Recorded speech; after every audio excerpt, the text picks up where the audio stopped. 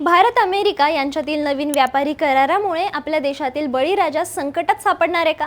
हे जाणून घेणं प्रत्येक भारतीयासाठी खूप महत्त्वाचं आहे. तुम्ही ही रील आत्ताच सेव्ह करा, कारण ही माहिती तुम्हाला पुन्हा मिळणार नाही आणि अशाच महत्त्वाच्या अपडेट्ससाठी आत्ताच आम्हाला फॉलो करा. भारत आणि अमेरिका यांच्यात नुकत्याच झालेल्या व्यापार करारावर ज्येष्ठ नेते शरद पवार यांनी मोठी चिंता व्यक्त केली आहे. अमेरिकेचे राष्ट्राध्यक्ष डोनाल्ड ट्रम्प यांनी केलेल्या दाव्यानुसार आता अमेरिकन शेती उत्पादने मोठ्या प्रमाणात भारतीय बाजारपेठेत येणार आहेत.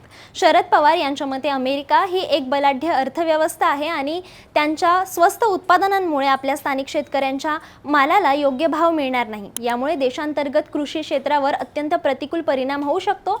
जरी केंद्र सरकारने शेतकऱ्यांचं हित जपण्याचं आश्वासन दिलं असलं तरी विरोधकांनी या मुद्द्यावरून संसदेत मोठा गदारोळ केलाय. खरोखरच हा करार आपल्या शेतकऱ्यांसाठी घातक ठरेल का? हा प्रश्न आता सर्वांच्याच समोर उभा ठाकलाय. तुम्हाला काय वाटतं? परदेशी उत्पादनं भारतात आल्यामुळे आपल्या शेतकऱ्यांचं नुकसान होईल का? तुमचं मत आम्हाला कमेंटमध्ये नक्की सांगा आणि अशाच अपडेटसाठी थोडक्यातला फॉलो करा. बातमी म्हणजे थोडक्यात.